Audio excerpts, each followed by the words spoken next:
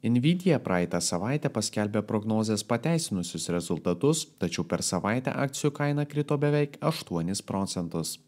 Sveiki, sveikinu visus su mokslo ir žinių švente. Šiandien aš Povilas Petručionis, Orient finansų makleris savaitinėje rinkų espreso apžvalgoje aptarsiu JAV bei eurozonos infliacijos tendencijas, JAV BVP rezultatus, Vokietijos makroekonominius duomenis bei didžiųjų bendrovių ketvirtinius rezultatus.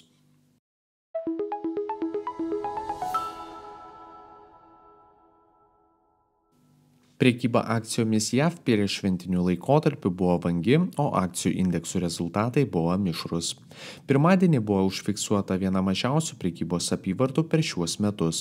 Prasčiausiai sekėsi Nasdaq 100 indeksui, kritusiam apie 0,74 procento. Tokiam rezultatui daug įtakos turėjo lustų lyderės Nvidia, beveik 8 procentų akcijų kainos kritimas. Nvidia ketvirtadienį skelbė rezultatus, kurie didžiąja dalimi pateisino analitikų prognozes, tačiau savo artėjančio laikotarpio prognozėmis neįtikino investuotojų. Tuo tarpu S&P 500 indeksas kilo apie 1,4 procento, o Dow Jones 30 augo apie 0,94 procento. Be to, pastebėta, kad praeitą savaitę vertės akcijos remiantis Russell indeksais fiksavo reikšmingai geresnį pasirodymą nei augimo akcijos. Praeitą savaitę didelę įtaką investuotojų sentimentui turėjo pasirodę makroekonominiai duomenys. Didelio dėmesio sulaukė JAV asmeninio vartojimo išlaidų kainų indekso, neįtraukiant energetikos ir maisto kainų rezultatai, angliškai Core PCE Price Index. Pastebėta, kad mėnesinis 0,2 procento augimas atitiko analitikų lūkesčius, tačiau metinis 2,6 procentų lygis buvo mažesnis nei 2,7 procentų ekonomistų prognozė. Rinka teigiamai reagavo į šios duomenys, kurie žymėjo infliacijos tempo mažėjimą ir suteikė priežastį dar labiau tikėtis Fed palūkanų normų mažinimo per artėjantį rugsėjo FOMC susirinkimą. Pastarąsias dienas taip pat pasirodė ženklų, kad JAV vartotojai yra atsparūs keletą mėnesių silpnėjusiai darbo rinkai. Remiantis preliminariais duomenimis, JAV BVP antrąjį ketvirtį metinę išraišką augo 3 procentus, kai analitikai tikėjosi 2,8 procentų. Svarbiausia, kad prie rodiklio augimo reikšmingai prisidėjo 2,9 procento kilęs gyventojų vartojimas. Be to pasirodė duomenys, kad asmeninių išlaidų augimas Liepos mėnesį siekia net 0,5 procento. Atsigaunančią vartotojų sentimento tendenciją taip pat buvo galima pastebėti Mičigano vartotojų sentimento rodiklio augime. Šis indeksas kilo nuo 66,4 iki 67,8 punktų. Be to, vienų metų infliacijos lūkesčiai sumažėjo nuo 2,9 iki 2,8 procentų. Nors stiprus vartojimas ir mažėjanti infliacija yra ypač palankus ekonomikos raidos scenarijus, Fed valdyba gali sunerimti dėl galimo infliacijos atšokimo, jei vartojimas išliks reikšmingai augantis. Praeitą savaitę aukštesnį nei įprastai augimą fiksavo JAV bankų industrija. Bank of America kilo apie 2,5 procento, JP Morgan apie 3, o Wells Fargo 3,12 procento. Be to kilo vartojimo paslaugų įmonių akcijų kainos. Booking augo apie 2 procentus, Marriott apie 4,2. Europa. Pasirodžius pozityviems eurozonos infliacijos duomenims, pagrindiniai Europos akcijų indeksai kilo ir fiksavo teigiamus savaitinius pokyčius. DAX augo apie 0,5 procento, Prancūzijos CAC 40 kilo apie 0,7 procento, o Jungtinės karalystės FTSE 100 kilo apie 0,6 procento. Pozityvios naujienos eurozonoje. Metinė infliacija rugpjūčio mėnesį krito nuo 2,6 iki 2,2 procentų. Tai yra žemiausio lygio per 3 metus ir reikšmingai priartėjo prie Europos centrinio banko 2 procentų tikslo. Didelę įtaką tokiam infliacijos rodiklio susitraukimui turėjo aukštos energetikos kainos tuo pat laikotarpiu prieš metus laiko.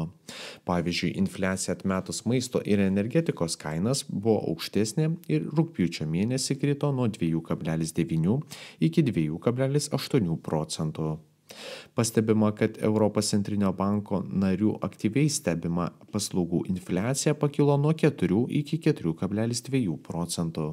Tiesa, tokiam rezultatui įtakos galėjo turėti neseniai vykusios Paryžiaus olimpinės žaidynės. Galiausiai eurozonos nedarbo lygis šiek tiek sumažėjo nuo 6,5 iki 6,4 procentų.